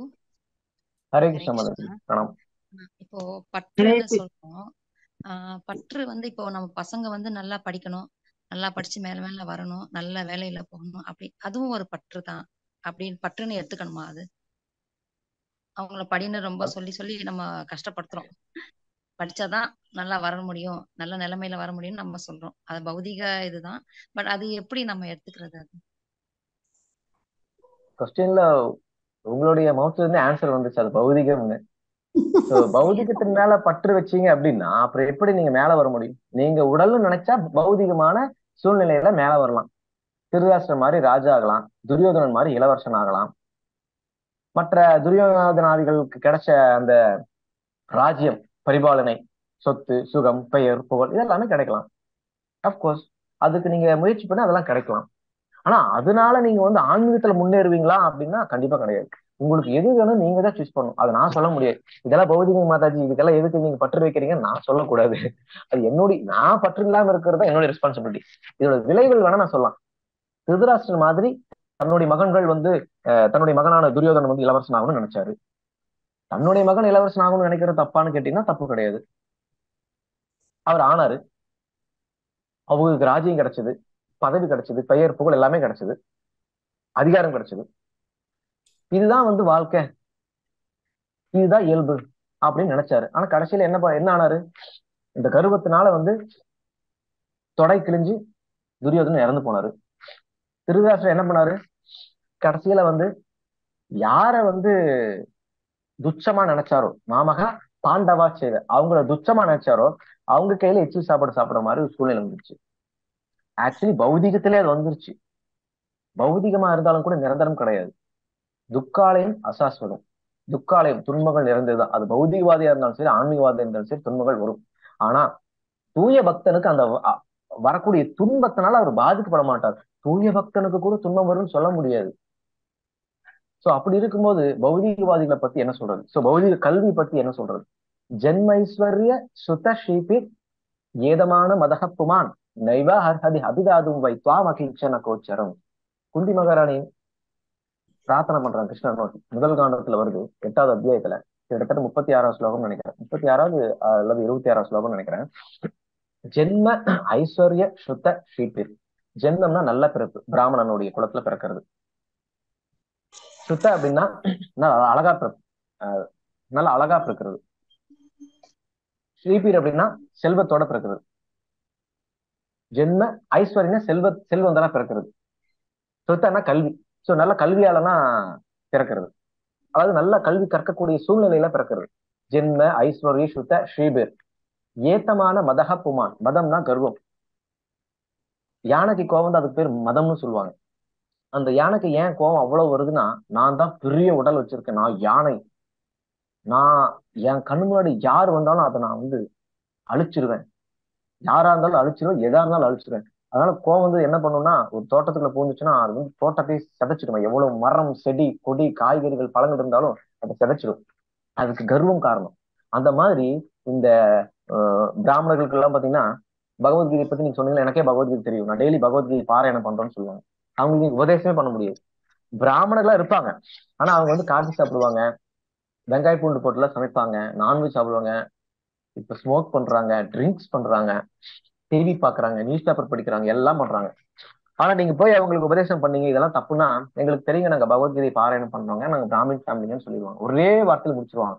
அதாவது நாங்க தான் பிராமின் ஃபேமிலி, எங்களுக்கு உபதேசம் பண்றதுக்கெல்லாம் எந்த வர்ணத்தவர்களும் கிடையாது, எங்களுக்கு ஏற்கனவே தெரியும் அப்படின்னு ஸ்டாப் பண்ணிடுவாங்க. அதாவது நீங்க ப்ரீச் பண்ணாதீங்க அப்படின்னு சொல்லி சொல்லாம போயிடுவாங்க. கர்வம், பிராமண குலத்துல பிறந்ததுனால வரக்கூடிய கர்வம். ஐஸ்வர்யா செல்வம், பெரிய செல்வந்தங்களா இருப்பாங்க, பெரிய நம்பர் 1 டாக்டரா இருப்பாங்க, நம்பர் 1 சயின்டிஸ்டா இருப்பாங்க. இந்த மாதிரி மிகப்பெரிய செல்வந்தரா இருப்பாங்க, நிறைய செல்வத்தை ஈட்டக்கூடிய சூழ்நிலை இருப்பாங்க. அவங்ககிட்ட போய் உபதேசம் பண்ணீங்கன்னா கேட்க மாட்டாங்க. அவங்க, நான் என்னுடைய புத்திசாலித்தனத்தினால என்னுடைய படிப்புனால நான் வந்து எவ்வளவு பெரிய ஒரு பொசிஷன்ல இருக்கேன், எனக்கு நீங்க சொல்லிக் கொடுக்குற அளவுக்குலாம் நான் வந்து முட்டாள் கிடையாது, எனக்கு அவ்வளவு செல்வங்கள் இருக்கு, நான் சம்பாதிச்சிட்டேன் என்னுடைய அறிவினாலே அனுபவத்தினாலேன்னு சொல்லிட்டு உபதேசம் கேட்க மாட்டோம். சுத்தா ஸ்ரீபேர். சுத்தா அப்படின்னா கல்வி. சிறந்த கல்வியாளன் கிட்ட போய் நீங்க சொல்லினாலும் கூட, அதாவது பௌதிகமா நல்லா படிச்சவங்க கிட்ட போய் நீங்க உபதேசம் கொடுத்து பாருங்க, அவங்களும் கேட்க மாட்டாங்க. அவங்களுக்கு உள்ள என்ன ஒரு அகங்காரம் இருக்குன்னா, நான் படிச்சவன், நான் வந்து இந்த சோ டிகிரி முடிச்சிருக்கேன், நான் பிஹெச்டி முடிச்சிருக்கேன், நான் டாக்டரேட் முடிச்சிருக்கேன், சோ அதனால எனக்கு இவ்வளவு பெரிய பட்டம் இருக்கு, அதனால இவ்வளவு படிச்சிருக்கேன், இவ்வளவு எனக்கு தெரியும், நீங்க எனக்கு சொல்லிக் கொடுக்க வேண்டியது இல்லைங்கிறதுக்காக அவங்க தன்னை பத்தி இன்ட்ரடியூஸ் பண்ணும்போது I'm doctor, I'm engineer, I'm advocate அப்படின்னு சொல்லி அவங்க இன்ட்ரடியூஸ் பண்ணுவாங்க. இது உடல் சார்ந்த அகங்காரத்தினால அவங்க வெளிப்படுத்துவாங்க. இதன் மூலமா நம்ம தெரிஞ்சுக்கலாம் அவங்க நம்மளை விட படிச்சவங்க, நம்ம அவங்க கிட்ட சொல்லக்கூடாது அப்படிங்கறத அவங்க வந்து புரிஞ்சுக்கணும்னு நினைப்பாங்க. ஆனா உண்மை அது இல்லை. இது மாதிரி நிறைய படிச்சாலும் கர்வம் வரும், உபதேசம் உள்ளக்குள்ள போகாது. என்ன ஐஸ்வர்ய சுத்த ஸ்ரீபெர். சோ அந்த மாதிரி 4 விதமான பௌதிகமான செல்வங்கள், இது எல்லாமே செல்வங்கள்னு சொல்லப்பட்டிருக்கு. கல்வி செல்வம், குழந்தை செல்வம், தனச்செல்வம், அழகா இருக்கிறது ஒரு செல்வம், உயர்ந்த குளத்துல பிறக்கிறது ஒரு செல்வம். இந்த மாதிரியான செல்வங்கள் எல்லாம் இருந்தா என்ன ஆகும்னா, பகவத்கீதை பாகவதம் மாதிரியான உபதேசங்கள் வந்து கேட்க முடியாது. நல்ல பெரிய படிப்பு படிச்சவங்க, ஒரு 10ஆம் கிளாஸ் படிச்சு ஒரு பகவத்கீதை பத்தி சொல்லிக் கொடுக்குறாருன்னா அவர் கேட்பாருன்னா கேட்க மாட்டாரு. அவங்களுக்குள்ள ஒரு இன்ஃபீரியாரிட்டி காம்ப்ளெக்ஸ் வரும், இவர்கிட்ட போய் நாம பாடம் கேட்கறதா அப்படின்னு. அவர் ஒரு ஜட்ஜ் பண்ணிடுவார், ஓ இவர் 10வது கிளாஸ் தான் படிச்சிருக்கிறாரு, இவர்கிட்ட போய் நம்ம படிச்சா நம்மளோட இமேஜ் என்ன ஆகும் அப்படின்னு ஒரு கால்குலேஷன் பண்ணுவார். ஆனா பகவத்கீதையில பிஹெச்டி படிச்சிருப்பாரு, ஸ்கூல்ல 10ஆம் கிளாஸ் படிச்சிருப்பாரு, பகவத்கீதையிலயோ பாகவத்திலயோ பிஹெச்டியை படிச்சிருப்பாரு, அதாவது அத்தனை தத்துவங்கள் படிச்சிருப்பாரு. ஆனா அவர்கிட்ட இருந்து நம்மளால கேட்க முடியாது, நம்மளால வந்து அதை ஏத்துக்கூடிய மனப்பான்மையில வர முடியாது. ஸோ இந்த மாதிரி பௌதிகமான கல்வி, செல்வம், அழகு, அறிவு இது எல்லாமே வந்து பாத்தீங்கன்னா ஆன்மீகத்துக்கு தடைன்னு நான் சொல்லல, குந்தி மகாராணி சொல்றாங்க. ஜென்மைசரிய சுதஷீப்பு ஏதமான மதக புமான், மதம் கர்வம் வரும். நைவா அர்ஹதி அபிதாதுவின் சுவாம் அகிஞ்சன கோச்சரம். கிஞ்சன, கிஞ்சனா செல்வமற்றவர், செல்வம், கிஞ்சனா செல்வமற்றவர், செல்வமற்ற ஏழைகளுக்கு சொத்தாகிய கிருஷ்ணா உங்களை கோச்சரம், உங்களை அடைய முடியாது. இந்த மாதிரி கர்வம் உடையவர்கள் எல்லாம் வந்து உங்களை அடைய முடியாது. பௌதிக செல்வம், கல்வி, அழகு, அறிவு, படிப்பு இந்த மாதிரி இருக்கிறவங்க எல்லாம் உங்களை அடையவே முடியாது அப்படின்னு சொல்லி பிரார்த்தனை பண்றாங்க. ஸோ அந்த மாதிரி பௌதிகமான விஷயத்துக்கு நீங்க வந்து சப்போர்ட் பண்றீங்கன்னா ஆன்மீகத்துக்கு உதவாது. ஆனா ஒண்ணு, நீங்க பௌதிகமான விஷயத்துக்கு முயற்சி பண்ணீங்கன்னா பௌதிகமான இந்த பெயர், புகழ், பதவி, படிப்பு, நல்ல வேலை, நல்ல பிசினஸ் பண்ணலாம் இந்த அறிவை வச்சு. இதன் மூலம் பௌதிகமான சூழ்நிலையை வந்து உருவாக்கிக்கலாம். இது வேணுமா வேண்டாமா, இந்த மாதிரியான ஒரு சூழ்நிலை என்னுடைய மகனுக்கு நான் ஏற்படுத்தி கொடுக்கணுமா, இல்லை குருகுலத்துல சேர்த்து இல்ல அந்த பக்தி சாஸ்திரியை சேர்க்க வச்சு அவங்கள பகவத்கீதை பாகவத்தை படிக்க வைக்கணுமா அப்படிங்கறத நீங்க தான் முடிவு பண்ணுங்க. ஹரே கிருஷ்ணா. ஹரே கிருஷ்ண பிரபு. தேங்க்யூ பிரபு. Thank you so much. Hare Krishna. Hare Krishna प्रणाम प्रभु हरे कृष्ण प्रणाम प्रभु மாலா हरे பசுபதினு மாலா हरे कृष्ण பசுபதினு ஒரு மாதாஜி ஹேண்ட் ரைஸ் हरे कृष्ण பண்ணிருக்காங்க. प्रभु ஹரே இப்ப கிருஷ்ணா. நீங்க சொன்ன மாதிரிதான் எங்க வீட்லயும் அந்த இது நடக்குது. பசங்க அந்த மாதிரி ஆடிட்டிங் படிச்சிருக்கான் பையன். நான் 10th படிச்சிருக்கேன். நீ என்ன சொல்றது, நான் என்ன கேக்குறது, நீங்க சொல்றது எல்லாமே எங்க இதுலயும் நடக்குது. அந்த நீங்க வந்து ரியல் லைஃப்ல சொல்றது எனக்கு அது நடக்க மாட்டேங்குது. ஆனா வந்து இந்த தாமோதர தீபம்லாம் ஏத்த ஆரம்பிக்கிறோம், எல்லாருமே குடும்பத்தோட நேற்று ஆரம்பிச்சோம், கிருஷ்ணாஷ்டமி பண்ணோம், எல்லாமே பகவத்கீதை கூட படிக்கிறேன் நானு. பசங்களும் அந்த சாண்டிங் சொல்றாங்க, காலையில 2 மாலை அப்படின்னு சொல்றாங்க. அப்படி இருந்துமே வாக்குவாதம் நிறைய இருக்கு. நீங்க சொன்ன மாதிரி அந்த ஆடிட்டிங் நான் படிச்சிருக்கேன், நீ என்ன சொல்றது, நான் என்ன கேட்கணும். அப்ப இதுல இருந்து நான் வெளியில வரணும். அப்ப அதுக்கு இன்னும் என்ன பண்ணது இல்லை. ஆனா வந்து 12 மணி வரைக்கும் 2 மணி வரைக்கும் இந்த மொபைல் நோண்டுறது, காலையில 11 மணி 12 மணிக்கு எந்திரிக்கிறது, இந்த மாதிரிலாம் இருக்கும்போது அப்புறம் நம்ம அந்த ஒழுக்கம் இல்லாம போயிடுமோ பிள்ளைங்க. அப்ப இந்த இதுல இருந்து எப்படி கொண்டு வரணும் அப்படிங்கிறதுக்கு நான் என்ன பண்ணணும். இல்ல அதுல இருந்து என்னால வெளியிலயும் விட்டுட்டு வர முடியல, ஏன்னா ஃபேமிலிக்குள்ள இருக்கிறதுனால. இது என்ன பண்ணலாம் கொஞ்சம். அதாவது உங்களுடைய கடமை, ஏற்கனவே சொன்னேன், உங்களுடைய கடமை சொல்றது மட்டும்தான். சொல்றத அவங்க யூட்டிலைஸ் பண்ணிக்கிறதும் ரிஜெக்ட் பண்றதும் அவங்க கையில இருக்கு. அவங்களுடைய ரெஸ்பான்சிபிலிட்டி ஹியர் ஃப்ரம் யூ. நீங்க அம்மா, நீங்க சொல்லி கொடுக்கறத கேட்கணும். அது அவங்களுடைய ரெஸ்பான்சிபிலிட்டி. சொல்லி கொடுக்கறது உங்களுடைய ரெஸ்பான்சிபிலிட்டி. நீங்க சொல்லி கொடுத்துட்டீங்களா, வேலை முடிஞ்சுது. இதனால நீங்க பாதிக்கப்பட மாட்டீங்க. பாதிக்கப்பட போறது யாரு? உங்க பையன் தான். நாளைக்கு கொடுத்தனா தனி கொடுத்தன போய் பாதிக்கப்பட போறது உங்க பையன் தான். நாளைக்கு இந்த உடல் எடுத்து பாதிக்கப்பட போறது உங்க பையன் தான், நீங்க கிடையாது. நீங்க ஒரு தனிப்பட்ட ஆத்மா. நீங்க அவங்களுக்காக கவலையே படக்கூடாது. சொல்லாம விட்டீங்கன்னா தப்பு. சொல்றது கேட்கலையா, சொல்றது கடமை சொல்லியாச்சு. கேட்கறது கேளு, கேட்காம போறியா போ. உன்னுடைய பௌதிக படிப்பை வச்சுட்டு நீ வந்து மெஷர்மெண்ட் போடுற, நான் வந்து 10வது தான் படிச்சிருக்கேன், நான் சொல்றது உனக்கு வந்து உதவாது, உனக்கு என்ன விட படிப்பு, அறிவு, அனுபவம் எல்லாம் இருக்குன்னு நினைக்கிறேன். சரிப்பா, உனக்கு பிடிச்சது நீங்க உனக்கு சரின்னு பண்றது நீ பண்ணிக்கப்பா. சொல்றது என்னோட கடமை, நான் சொல்லிட்டேன், அவ்வளவுதான். ஹரே கிருஷ்ணா அப்படின்னு சொல்லி நிப்பாட்டிருக்கணும் கான்வர்சேஷன். அதோட நிப்பாட்டிட்டு அடுத்த பொண்ணு இருக்குல்ல, அந்த பொண்ணு அதை பார்த்து கெட்டு போறதுனால சரி அந்த பொண்ணுக்கு சொல்லுங்க. அந்த பொண்ணுக்கு போய் நீங்க என்ன சொல்லணும், உங்க அண்ணன் வந்து இப்படி பண்றாரு, உங்க அண்ணன் வந்து இன்னும் உடல் சார்ந்த கருத்துடன் இருக்கிறாரு, உங்க அண்ணன் வந்து ஆடிட்டிங் படிச்சதுனால, பெரிய படிப்பு படிச்சிட்டதுனால என்ன முட்டாள் நினைக்கிறாரு. பௌதிக படிப்புல நான் முட்டாள் தான் சாமி, நான் ஒத்துக்கிறேன். நான் இப்ப சொல்லி கொடுக்குற பாடம் ஆன்மீக படிப்பு. உதாரணத்துக்கு சொல்றேன், நல்ல ஒரு எக்ஸாம்பிள் பாருங்க. உங்க பையன், உங்க குடும்பத்துக்குள்ளே நான் சொல்றேன், உங்க பையன் டாக்டர். உங்களுக்கு உடம்பு சரியில்லைன்னா உங்க பையன் கிட்ட நீங்க உங்க உடம்ப காமிச்சு இந்த மாதிரிப்பா அப்படின்னு சொன்னீங்கன்னா உங்க பையன் வந்து மருத்துவம் பார்க்கலாம், ஏன்னா அவர் டாக்டர். நீங்க வந்து ஒரு இன்ஜினியர், உங்க பையன் வந்து தனி கொடுத்துடும் பெரிய வீடு கட்டணும்னு நினைக்கிறான். நீங்க ஃபேமஸான இன்ஜினியரிங், அவர் உங்ககிட்ட வருவாரா, அவரே பிளான் போட்டு வீடு கட்டுவாரா? எது புத்திசாலித்தனம்? அவரோட இதுக்கு தான் போவாரு. ஏன்னா இப்ப உள்ள காலகட்டத்துக்கு அவரோட தான் போவாரு. நீங்க அதான் இல்ல ஆக்சுவலா நான் சொல்றேன், ஆக்சுவலா நடக்கிற சொல்ல பொதுவா சொல்றேன். பொதுவா வந்து உங்ககிட்ட இந்த மாதிரிலாம் இந்த மாதிரிமா வீடு கண்டாட்டில் இருக்கேன், நீ வந்து நம்பர் 1 இன்ஜினியரா இருக்க, ஸோ நீ எனக்கு வந்து இந்த மாதிரி பிளான் போட்டு கொடு, வீடு கட்டி கொடு, அதுக்கு உண்டான இது ஷேரை வேணா நான் கொடுத்துறேன் அப்படின்னு கூட பிசினஸ் பேசலாம். எக்ஸ்டர்னலா நான் சொல்றேன், இன்டர்னலுக்குள்ள வரல. ஸோ அந்த மாதிரி வர்றாங்க. நான் அது புத்திசாலித்தனம். ஆக்சுவலி டாக்டர் வீடு கட்டணும்னா அவர் இன்ஜினியர்கிட்ட தான் போய் ஆகணும். என்ஜினியருக்கு உடம்பு சரியில்லை, நான் எவ்வளவு பெரிய இன்ஜினியரா இருந்தாலும் எனக்கு நானே ஊசி போட முடியும், எனக்கு நானே நான் வந்து டிஸ்கிரிப்ஷன் எழுதிக்க முடியாது. ஸோ நான் டாக்டர் கிட்ட தான் போகணும். இன்ஜினியரா இருந்தாலும், கலெக்டரா இருந்தாலும், ஏன் பிரதம மந்திரியாவே இருந்தாலும் உடம்பு சரியில்லை டாக்டர் கிட்ட தான் போய் ஆகணும். நான் prime minister, I know every திங்னு சொல்லிட முடியாது அவரு. ஸோ அவர் டாக்டர் தான் போய் ஆகணும். ஸோ அந்த மாதிரி பௌதிக படிப்பு படிச்சிருக்கிறவங்க, ஆன்மீகவாதியான அம்மாவா இருந்தாலும், 10ஆம் கிளாஸ் படிச்சிருந்தாலும், படிக்காதவங்களா இருந்தாலும் சரணகதி அடைஞ்சுதான் ஆகணும். ஸோ அது வந்து அவங்களுடைய ரெஸ்பான்சிபிலிட்டி. அதுல நீங்க வந்து போட்டு மனசை போட்டு குழப்பிக்காதீங்க. சொல்றது உங்களுடைய கடமை, சொல்லியாச்சு, கேட்கல. உங்க பொண்ணுக்கு என்ன பண்ணணும், அண்ணன் கேட்க மாட்டேங்கிறான். அண்ணன் ஏதோ பௌதிக படி படிச்சுட்டு இல்ல அது என்ன வந்து அவளும் மட்டமா நினைக்கிறான். அவன் கூட சேர்ந்துகிட்டு பேசுறான். அவளும் அவன் கூட அதான் சேர்ந்துகிட்டு பேசுனால அப்போ சொல்றேன் வைஷ்ணவ அபராதம் அப்படின்னு சொன்னா, அப்ப எல்லாம் நான் அவனுக்கு வைஷ்ணவ எப்படி அபராதம்னா என்ன தெரியும் அப்படின்னு மாதாஜி? கொஞ்சம் இதெல்லாம் பெரிய அவனுக்கு எப்படி லெவல் தெரியும்? ஏதாவது சொன்னா பசங்க கேட்டுப்பாங்கன்னு நினைச்சேன். அப்படின்னா என்ன அதை சொல்ல அப்படின்னாங்க. அதனாலதான் இதுல இருந்து நம்ம எப்படி சிம்பிளா வெளியில சொல்லட்டுங்களா? வர்றது? சிம்பிளா சொல்லட்டுங்களா? எங்க வீட்டுல நான் பிரச்சாரமே பண்றது கிடையாது. எங்க வீட்டுல நான் பிரச்சாரமே பண்ண மாட்டேன். எங்க வீட்டுல வந்து இன்னும் என்ன டேய் சுரேஷன் தான் கூப்பிடுவாங்க. யாரும் என்ன பிரபுன்னு எல்லாம் கூப்பிட மாட்டாங்க. என்னை பார்த்து யாரும் கையெடுத்தெல்லாம் கும்பிட மாட்டாங்க. அவங்க வீட்டுக்கு போனா பிரசாதமே கொடுக்க மாட்டேன். டீ குடிக்கிறியாடா, காஃபி குடிக்கிறியாடா, ஹார்லிக்ஸ் சாப்பிடுறியாடா, இதெல்லாம் சாப்பிட மாட்டேன், பால் குடிக்கிறியாடா, இப்படிதான் கேட்பாங்க. வேற வழி இல்ல. நான் என்ன சொல்லுவேன், பாலா சரி நானே காய்ச்சி குடிச்சுக்கிறேன் அப்படின்னு சொல்லிட்டு நானே போய் காய்ச்சி ஆஃபர் பண்ணி எக்ஸ்ட்ராவா இருந்து எல்லாரும் கொடுத்துருவேன். அவங்க பேசாம சாப்பிட்டுக்குவாங்க. நான் அவங்க பால் வேண்டாம்னு சொன்னா சண்டை வரும். பால் குடிச்சா எனக்கு பிரச்சனையாகும். அதாவது அவங்க காய்ச்சி எனக்கு கொடுத்து நான் குடிச்சா எனக்கு பிரச்சனையாகும். நான் என்ன பண்ணணும், சமயோஜிதமா வேண்டாம்னு சொல்லக்கூடாது, சரின்னு சொல்லக்கூடாது.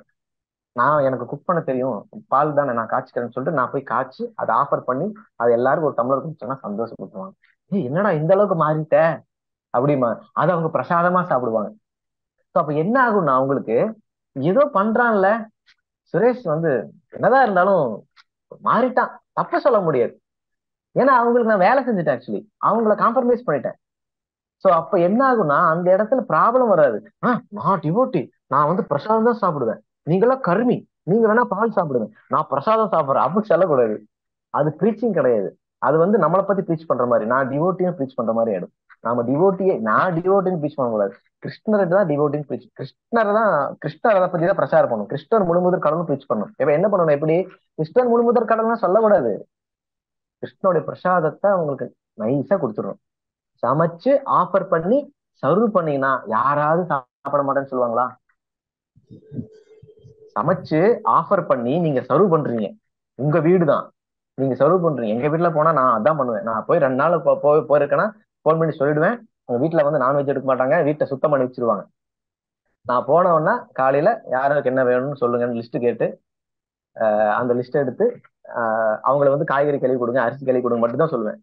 மற்றதெல்லாம் இன்வால்வ் பண்ணிக்க மாட்டேன். ஏன்னா அவங்க ஒரு ரவுண்ட் கூட ஸ்டாண்ட் பண்ண மாட்டாங்க. 10வது நான்வெஜ் சாப்பிடுவாங்க, டீ காஃபி தான் குடிப்பாங்க, டிவி தான் பார்ப்பாங்க, டிவி பார்த்துட்டு தான் சாப்பிடுவாங்க. இவங்க சமைக்கிறது ஹெல்ப் பண்ணாங்கன்னா நான் என்னோட கதி என்ன ஆகும்? கிருஷ்ணர் ஒன்றும் பிரச்சனை இல்லை, கிருஷ்ணர் அதை தாங்கிக்குவாரு. கிருஷ்ணருக்கு கர்ம எஃபெக்ட் ஆகாது. ஆனா நான் அதை சாப்பிட்டா நான் என்ன, என் அம்மா தான், என் பாட்டி தான், என் சித்தி தான் நினைச்சேன்னா அப்புறம் நான் ஹரே கிருஷ்ணா சொல்றதுக்கு பதிலாக படுத்து தூங்கிட்டு இருப்பேன். ஸோ அந்த மாதிரி என்ன பண்ணுவேன்னா, எங்க வீட்டுல ரிலேட்டிவ் வீட்டுக்கே போனாலும், சித்தி வீட்டுக்கே போனாலும் கூட, சித்தி நான் வீட்டுக்கு வர்றேன், ஆனா நீ என்ன எதுக்கு சாப்பிடணும்னு சொல்லி கம்பல் பண்ணக்கூடாது, ஆனா நீ என்ன சாப்பிடுறியோ சொல்லு, அதை நான் சமைச்சு உனக்கு நான் சர்வ் பண்றேன் அப்படின்னு சொன்னேன். நிஜமாவா அப்படிமா, எனக்கு வேலை மிச்சம்டா, வாடா உனக்கு நான் பிரியாணி செய்யலான் இருந்தேன், அதுக்கெல்லாம் ரெடி பண்ணி வச்சிடவா அப்படிமா. ரெடி பண்ணி வச்சிருவாங்க. நான் போய் பிரியாணி செஞ்சு அவங்களுக்கு நான் வந்து ஆஃபர் பண்ணி சர்வ் பண்ணும்போது, இல்ல நீ இவ்வளவு நேரம் சமைச்சிட்டேன், நான் சர்வ் பண்றேன், நீ உட்காந்து சாப்பிடுப்பா அப்படின்னு சொல்லி அவங்க சந்தோஷமா எனக்கு சர்வ் பண்ணுவாங்க. நான் சந்தோஷமா பிரியாணி சாப்பிட்டு வந்துருவேன், பிரசாத பிரியாணி. இப்ப என்ன ஆகும்னா அந்த இடத்துல அவங்க பிரியாணி சாப்பிடணும் ஆசைப்பட்டாங்க, அதுக்கு நான் ஏன் தடை விதிக்கணும்? ஸோ நான் அந்த பிரியாணி சமைச்சு அவங்களுக்கும் பிரசாதம் கொடுத்தாச்சு, நானும் சாப்பிட்டாச்சு. நானும் அவங்க வீட்டுக்கு போயிட்டேன், சாப்பிட்டேன், டைம் ஸ்பெண்ட் பண்ணிட்டேன், வந்துட்டேன். அதே சமயத்துல ப்ரீச்சிங் தான் பண்ணிட்டு வந்தேன். என்ன ப்ரீச்சிங் பண்ணிட்டு வந்தேன்? பிரசாதத்தை கொடுத்துட்டு வந்திருக்கிறேன், அதுதான் ப்ரீச்சிங். அதை விட்டுட்டு நாம வந்து கிருஷ்ணர் முழுமுதற் கடவுள் அம்மன் கோயிலுக்கு எல்லாம் போய் போறேன், இதெல்லாம் வேஸ்ட் தெரியுமா, அம்மனே வந்து கிருஷ்ணருக்கு தங்கச்சி தான் தெரியுமா, இப்படி எல்லாம் ப்ரீச் பண்ணு வைங்களேன், அவங்க வந்து அஜிடேட் ஆயிடுவாங்க. ஆக்சுவலி உண்மைதான், இது கரெக்ட் தான், ஆனா இது பர்ஃபெக்ட் கிடையாது. ஒரு கேள்விக்கு 2 ஆன்சர் இருக்குன்னு சொல்ல அடிக்கடி. Correct answer, perfect answer. நீங்க வந்து கரெக்டா பண்றீங்க, அதனால எஃபெக்ட் இல்லை. நீங்க பர்ஃபெக்டா பண்ணீங்கன்னாவே எஃபெக்ட் வரும், ரிசல்ட் வரும். அந்த மாதிரி ப்ரீச் பண்ணும். ப்ரீச்சிங் வந்து ரிலேட்டிவ் சர்க்கிள்ல எப்படி பண்ணணும்னா, பிரசாதம் கொடுக்கணும், புக்கு கொடுக்கணும், ஏதாவது பிக்சர் மெசேஜ் அனுப்பணும், கோயிலுக்கு ஃபெஸ்டிவலுக்கு இன்வைட் பண்ணணும், அங்க வந்தாங்கன்னா மாலை போடணும், கிஃப்ட் கொடுக்கணும். இப்படிதான் அவங்களை இன்ஸ்பயர் பண்ண முடியும். அதை விட்டுட்டு நீங்க தத்துவத்தை சொன்னீங்கன்னு வைங்களேன், திருச்சிலடே வாய மூடு, எப்ப பார்த்தாலும் கிருஷ்ணா ராமா அவர்தான் முழுமுதற் கடவுள், இந்த முழும் கடவுள், மத்த சாமியில சாமி இல்லையா அப்படின்னு சொல்லி சண்டைக்கு வந்துருவாங்க. சோ அந்த மாதிரி ப்ரீச்சே பண்ணக்கூடாது. என்ன கேட்டா ப்ரீச்சே பண்ணக்கூடாது. நான் ஒரே ஒரு ப்ரீச்சிங், ஒரே ஒரு விஷயம் தான் வச்சிருக்கேன், ப்ரீச்சிங் ஒன்லி பிரசாதம் தான். வாயவே திறக்க மாட்டாங்க, அவங்க என்ன சொன்னாலும் நான் சிரிச்சுக்குவேன். அப்ப என்ன ஆகும்னா நாம அவங்கள டாலரேட் பண்றோம். சமோ தமஸ் தபஸ்தௌச்சம் சாந்தி ரார்ஜபம் ஏவச்ச ஞானம் விஞ்ஞானம் ஆஸ்திக்யம் பிரம்ம கர்ம சுபாவஜம் 18.43 பிராமணருடைய குவாலிட்டி சொல்றாரு. சமனா சகிப்புத்தன்மை. இந்த மாதிரி சகிப்புத்தன்மையோடு இருந்தோம் அப்படின்னா நம்மளுடைய பிரச்சாரம் எடுபடும். அது போக நாம் எந்த அளவுக்கு சீரியஸா இருக்குமோ அந்த அளவுக்கு நம்மளுடைய பிரச்சாரம் எடுபடும். நான் 10 வருஷமா இருக்கலாம், 20 வருஷமா இருக்கலாம், தீட்சை வாங்கிருக்கலாம், என்னெல்லாம் எக்ஸ்டர்னலா வர்ணாசிரம தர்மத்தை கடைபிடிக்கலாம். ஆனா சனாதன தர்மத்தின் அடிப்படையில நான் கிருஷ்ணருடைய நினைவுல மூழ்கி இல்லாம, கிருஷ்ணரை சார்ந்து இல்லாம, நிர்மம நிரகங்காரங்கிற குவாலிட்டி இல்லாம பக்தி தொண்டை கடைபிடிச்சோம் அப்படின்னா நம்மளுடைய பிரச்சாரம் எடுபடாது. அதனால புரிஞ்சுக்கோங்க. ஹரே கிருஷ்ணா. கரெக்ட். ஹரே கிருஷ்ணா. கிருஷ்ணமூர்த்திங்கிறவங்க ஹேண்ட் ரைஸ் பண்ணிருக்காங்க. ஹரே கிருஷ்ணா பிரபு. ஹரே கிருஷ்ணா. நம்ம அந்த விதிக்கப்பட்ட கடமைகள்ல நம்ம வந்து செயல் செய்யறதுல பலன் எதிர்பார்க்க கூடாது அப்படின்னு சொல்லியிருக்காங்க. அதே மாதிரி பிரபு நீங்க பேசுறது வாய்ஸ் கிளியரா இல்ல. நீங்க என்ன சொல்றீங்கன்னு எனக்கு புரியல. கேக்குதுங்களா? சொல்லுங்க. விதிக்கப்பட்ட கடமைகள் நம்ம வந்து செயலாற்றுறோம், அதுல வந்து நம்மளுக்கு பலன் எதிர்பார்க்க கூடாது அப்படின்னு சொல்றோம். இதே வந்து ஆன்மீக வாழ்க்கையில இப்போ வந்து என்டர் ஆகிறோம் அப்படின்னா, இப்ப நம்ம ஹரே கிருஷ்ணா மந்திரம் சொல்றோம், அதுல வந்து நம்ம பலன் எதிர்பார்க்காம தான் பண்றோம். பட் அது நம்மளுக்கு எப்படி அது வந்து அந்த பலன் வந்து வருது அப்படிங்கறது தெரிஞ்சுக்கணும். பலன் வருது எப்படி தெரிஞ்சுக்கிறதா? நம்ம வந்து ஒரு கிருஷ்ண அடையணும் அப்படிங்கறதுக்காக தான் நம்ம மகாமந்திரம் சொல்றோம். இப்போ வந்து நம்ம அது வந்து ஒரு பலன் கிடைக்கணும் அப்படிங்கிறத தான் நம்ம பண்றோம் இல்லைங்களா? அந்த ஆன்மீக வாழ்க்கைக்கு வந்து இது எடுபடுமான்னு கேட்கறாங்க. அதாவது பகவத்கீதையில 2வது அத்தியாயத்தில் 47வது ஸ்லோகத்துல கிருஷ்ணன் சொல்றாரு, கர்மண்யே அதிகாரஸ்தே மா பலேசு கதாச்சன மா கர்ம பல ஹேதுர்பூர் மாதே சங்கு அஸ்வ கர்மணி. 2.47 என்ன சொல்றாருன்னா, கர்மண்யே அதிகாரஸ்தே, கர்மானா செயல் அல்லது பக்தி தொண்டும் ஒரு கர்மா தான். அது விகர்மாவோ அகர்மாவோ கர்மாவோ 3 விதமான கர்மாக்களும் கர்மாக்கள் தான்.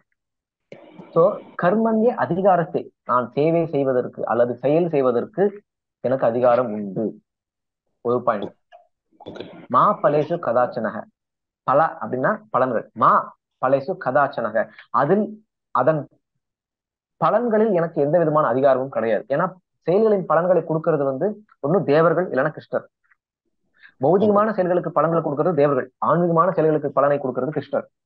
ரெண்டுமே அவங்களுடைய கையில தான் இருக்கு, நம்ம கையில கிடையாது. சோ மா பலேசு கதாச்சன மா கர்ம பல ஹேதுர்பூர், ஹேதுனா காரணம், இந்த செயல் செய்யறதுக்கு நான் தான் காரணம், அதனாலதான் எனக்கு பலன் கிடைக்கும்னு நினைக்கிறேன். சோ மா கர்ம பல ஹேதுர்பூர், செயல் செய்வதற்கு நானே காரணமாக நினைக்க கூடாதுன்னு சொல்லிடுறாரு.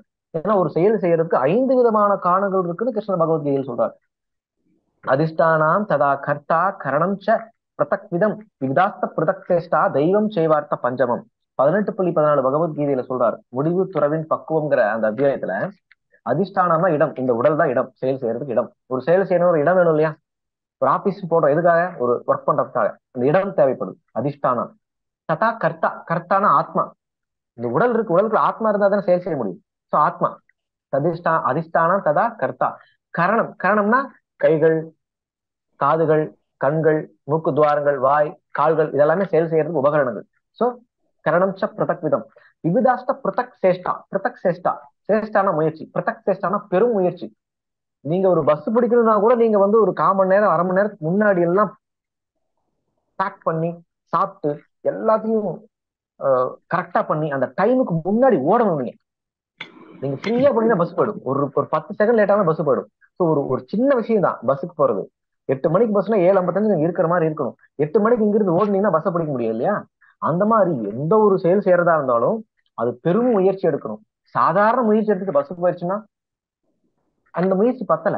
அந்த மாதிரி ஒரு செயல் நிறைவேறணும்னா பலதரப்பட்ட வகைகள் அதை யோசிச்சு சிந்திச்சு பிளான் பண்ணி பண்ணணும். இல்லைன்னா அதை சொதப்பிடும் இல்லையா? அந்த மாதிரி பெரும் முயற்சி எடுக்கணும். இதுதான் 4 விதமான காரணங்கள். அதிஷ்டானம் ததா கர்த்தா கரணம் பிரதக் சேஷ்டா. அதுக்கப்புறம் அந்த செயல் நிறைவேறணும்னா பகவானுடைய கருணை வேணும். அதான் தெய்வம், தெய்வம் செய்வார்த்த பஞ்சமம். அந்த கிருஷ்ணருடைய கருணை இருந்தாதான், அனுமதி கிடைச்சாதான், சாங்ஷன் பண்ணாதான் அந்த செயல் நடக்கும். அந்த மாதிரி நம்முடைய செயல்கள் நடக்கிறதுக்கு 5 விதமான காரணங்கள்ல பிரதானமான காரணமா கிருஷ்ணர் இருக்கிறார். சோ அதனால நம்ம செயல் செய்யணும், பலனை எதிர்பார்க்க கூடாது. செயல் செஞ்சு பலனை எதிர்பார்க்கல அப்படின்னா நான் எதுக்கு செயல் செய்யணும் அப்படின்னு சொல்லி நம்ம நினைப்போம். அது 4வது பாயிண்ட். மா கர்ம பல ஹேதுர்பூர் மாதே சங்கோ ஆஸ்வ கர்மணி. கர்மணினா செயல்கள், ஆஸ்வ கர்மணினா செயல் செய்யாமல் இருக்கிறது. மாதே சங்கம்னா பற்று, செயலே செய்யாம இருக்கிறதுக்கு பற்றுதல் கொள்ளக்கூடாது, செயல்லையும் பற்று இருக்கக்கூடாது, செயல் செய்யாம இருக்கிறதும் பற்று இருக்கக்கூடாது. புரிஞ்சுதுங்களா? சோ அந்த மாதிரி கிருஷ்ணர் தான் அந்த பலனை கொடுக்குறாரு. கிருஷ்ணர் தான் அடையணும்னு நீங்க நினைச்சீங்கன்னா, கிருஷ்ணர் அடையிறது மட்டும்தான் உங்களுடைய எதிர்பார்ப்பு, உங்களுடைய அதுதான் நல்ல ஒரு பலன் நினைக்கிறீங்களா, நீங்க எதை பத்தி கவலைப்பட வேண்டிய அவசியமே இல்லையே. இந்த கேள்வியே இல்ல, தேவையில்லை. ஆக்சுவலி கிருஷ்ணர் தான் உங்களுக்கு கோலு. கிருஷ்ணருடைய கையில தான் இருக்கு நீங்க கிருஷ்ணர் அடையிறது. சீனி டிவோட்டி கையில இருக்கா? சீனி டிவோட்டி கையில இருக்கா? ஒய்ஃப் கையில இருக்கா? பசங்க கையில இருக்கா? அப்பா அம்மா கையில இருக்கா? அண்ணன் தம்பி கையில இருக்கா? சிக்ஷா குரு கையில இருக்கா? யாரோட கையில இருக்கு? கிருஷ்ணோட கையில இருக்கு. யாருமே உங்களுக்கு ஒண்ணும் பண்ண முடியாது. கிருஷ்ணன் நினைச்சாருன்னா இவங்கள யாராவது ஒருத்தர் மூலமா உங்களுக்கு ஹெல்ப் பண்ணுவாரு, சாத்தியமான டிவோட்டி மூலமா. உங்களுக்கு அது தடை ஏற்படணும் அப்படின்னா ரஜோசிகமான குணமுடைய பக்தர்கள் மூலமா உங்களை வந்து தடுப்பாரு. உங்களுடைய பக்தியவே வந்து அதை டோட்டலா இல்லாம பண்ணணும்னா தமோசிகமான நபர்கள் மூலமா அதை தடை ஏற்படுத்துவார், அந்த சூழலை ஏற்படுத்துவார். சோ எல்லாமே கிருஷ்ணர் கையில் இருக்கு. உங்களுடைய கோல் கிருஷ்ணர் தான். கிருஷ்ணரோட நினைவுல மூழ்கி சேவை செய்யணும். மன்மனா பவமத் பக்தோ மத்யாஜி மாம் நமஸ்கரு மான் ஏ வைசேசி சத்தியம் ஜே பிரதிதானே புரியோ அசிமே. 18.65 சத்தியம் பண்றாரு. நீ என்னை நினைத்து கொண்டு என்னுடைய பக்தனாகி எனக்கு நமஸ்கரித்து நீ என்னை வழிபடுவாயானால் நான் உன்னை என்னிடத்தில் கொண்டு செல்வேன் என்பதில் எவ்வித சந்தேகமும் கிடையாது. இந்த வாக்கை நான் அளிக்கிறேன் அப்படின்னு சொல்லி ப்ராமிஸ் பண்றாரு. சோ அதனால நீங்க கிருஷ்ணர்கிட்ட அந்த பொறுப்பை ஒப்படைச்சிட்டு உங்களுக்குன்னு கொடுக்கப்பட்ட கடமைகளை, அது பௌதிக கர்மக்களோ ஆன்மீக கர்மாக்களோ கிரகஸ்தரா இருக்கிறதுனால ரெண்டையும் மேனேஜ் பண்ணிட்டு போயிட்டு தான் ஆகணும். நான் வந்து பக்தன் ஆயிட்டேன் அதனால நான் வந்து கர்மத்திலிருந்து விடுபட்டுறணும்னு நினைச்சீங்கன்னா அது கஷ்டம். அது படிப்படியா அந்த பட்டுல இருந்து விடுபட்டு ஒரு 55 வயது ஆகும்போது மனப்பசங்கிற அந்த நிலையை ஏத்துக்கிட்டு, மகனுக்கும் மகளும் இருக்காங்க அப்படின்னா அவங்களுக்கு திருமணம் எல்லாம் செஞ்சு வச்சுட்டு, அவங்களுக்கு தேவையான சொத்துக்களை எல்லாம் பிரிச்சு கொடுத்துட்டு, மனைவிக்கு தேவையான சொத்துக்களை எல்லாம் வந்து சேர்த்து வச்சு அவங்களுக்கு கொடுத்துட்டு நீங்க மனப்பசங்கிற அந்த சன்னியாசத்துக்கான ஒரு துறவு பயிற்சியை மேற்கொள்ளலாம். 75 வயதுல நீங்க வந்து முழுமையான ஒரு துறவியாகி கிருஷ்ணோட நினைவுல மூழ்கி நீங்க வந்து கிருஷ்ணருக்கு பக்தி தொண்டு புரியலாம். இதுல எந்த விதமான தடையும் கிடையாது. ஹரே கிருஷ்ணன்.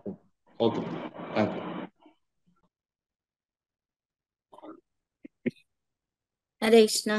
தேங்க்யூ பிரபு. நிறைய விஷயங்கள் கத்துக்க முடிஞ்சது. நிறைய பேர் கொஸ்டின் கேட்டதுனால மத்தவங்களுக்கும் இது யூஸா இருக்கும் பிரபு. முக்கியமா நீங்க எப்படி ப்ரீச் பண்ணணும், மத்தவங்களுக்கு நம்ம சொல்லலாம், அவ்வளவுதான். ப்ரீச் பண்ணறது எப்படி, நீங்க எப்படி பண்ணுனீங்க அப்படின்னா எங்களுக்கு இது ஒரு பாடமா இருக்கும் பிரபு. அதாவது நம்ம அங்க போயிட்டு அது சாப்பிட மாட்டோம் இதை சாப்பிட மாட்டோம் அப்படிங்கும் போது அவங்களுக்கு கோவம் என்ன இதெல்லாம் சாப்பிட மாட்டியா அப்படின்னு தான் சொல்லுவாங்க. ஆனா நம்ம எப்படி சரி நான் பண்றேன் அப்படின்னுட்டு பிரசாதமா அவங்களுக்கு கொடுக்கும்போது நம்மளும் சாப்பிடலாம், அவங்களுக்கும் சாப்பிட முடியும், அவங்க கூட சந்தோஷமா இருந்த ஒரு உணர்வும் கிடைக்கும் நமக்கு அப்படிங்கறது இன்னைக்கு ஒரு பாடமா எடுத்துக்கிறோம் பிரபு. அதே மாதிரி நம்ம மாலை போட ஆசைப்படணும், ஆனா நான் தான் போடணும்னு ஆசைப்படக்கூடாது அப்படின்னு அது ஒரு பாடமா இருந்தது. இன்னொன்னு பிரபு பகவத்கீதை வந்து அத சொன்னீங்க பிரபு. பகவத்கீதை நம்மளோட அதுல பகவத்கீதையில பற்று இருக்க கூடாது, அதுல இருக்கிற அந்த மாதிரி உள்ள இருக்கிற விஷயங்கள்ல தான் பற்று இருக்கணும் அப்படின்னு சொன்னீங்க இல்லையா பிரபு? அது என்ன அந்த ஒன்னு எக்ஸ்பிளைன் பண்ணுங்க, அது புரியல எனக்கு. இந்த பகவத்கீதை எனக்கு கொடுக்கப்பட்ட பகவத்கீதைங்க. இந்த பகவத்கீதை ஏதோ ஒரு டிவைட் எடுத்துட்டு போயிட்டாரு. உதாரணத்துக்கு அவசரத்துக்கு பகவத்கீதை எடுத்துட்டு போயிட்டாரு. இந்த பகவத்கீதை போயிட்டு நான் பகவத்கீதை படிக்க முடியாதா என்னால? வேற வாங்கிக்கலாம், நிறைய இருக்கும். வேற வாங்கிக்கலாம். நான் பகவத்கீதை இழக்கல, இந்த பகவத்கீதை இழந்திருக்கேன். பகவத்கீதையே ஒரு தூக்கிட்டு போல, அவர் பகவத்கீதை தூக்கிட்டு போயிருக்காரு. ரெண்டுக்கு வித்தியாசம் இருக்கு.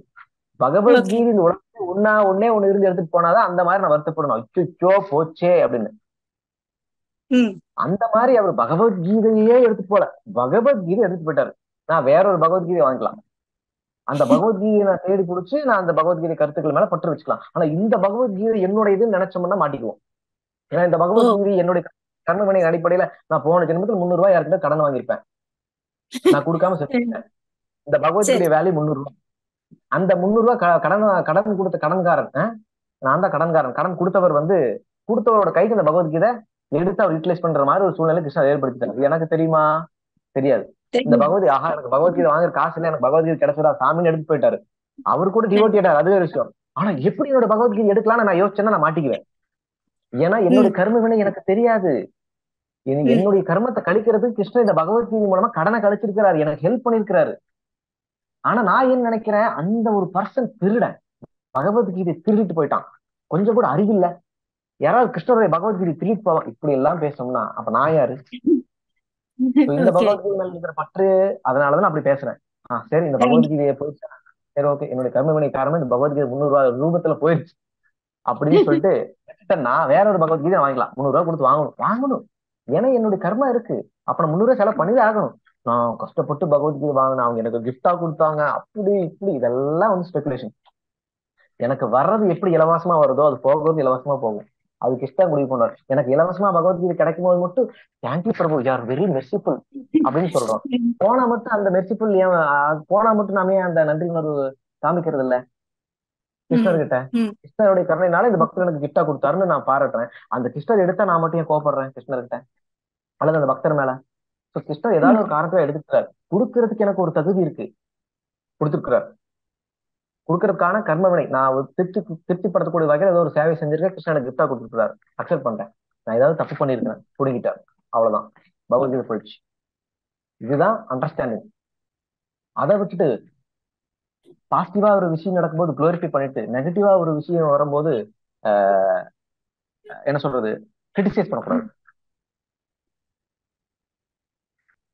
அதுதான் பற்று இருக்கக்கூடாது. ரொம்ப நிறைய விஷயங்கள் கத்துக்க முடியறது பிரபு. எப்படி நம்ம இருக்கணும், எப்படி நம்ம முன்னாடி போனோம், பௌதீகத்துல இருந்து எப்படி விடுபடணும் அப்படிங்கறதெல்லாம் அந்த காந்தாரி மாதாவோட சொன்னீங்க. பசி வர வைக்கிறது கூட அவங்க அழுதுட்டு இருக்கும்போது பகவான் தான் அப்படின்னு சொன்னீங்க. அவங்களுக்கு மேல எல்லாம் ஏறி போனது கூட அவங்களுக்கு ஞாபகம் இல்லாம அந்த மாம்பழத்துக்காக போயிருக்காங்க அப்படின்னுட்டு, இதெல்லாம் ஒரு பாடமா எடுத்துக்கிறோம் பிரபு. ரொம்ப நன்றி. ஹரே கிருஷ்ணா. தேங்க்யூ. ஹரே கிருஷ்ணா. இந்த மாதிரி நிறைய பேர் கொஸ்டின் கேட்கணும் பிரபு. கொஸ்டின் கேட்கும் போது அதுல இருந்து உங்களோட பதில் வரும்போது நிறைய பேருக்கு யூஸா இருக்கு. நிறைய பேர் இதை எப்படி கேட்கறது அப்படின்னு கூட நினைச்சிட்டு இருப்பாங்க. நிறைய பேரோட கொஸ்டின் கூட எல்லாருக்குமே யூஸா இருக்கு பிரபு. நான் கூட இதெல்லாம் தான் கேட்கணும்னு நினைச்சு நிறைய பேர் கேட்டு அதுல இருந்து எனக்கு நிறைய விஷயங்கள் புரிய வந்தது பிரபு. தேங்க்யூ பிரபு. ஹரே கிருஷ்ணா. ஹரே கிருஷ்ணா.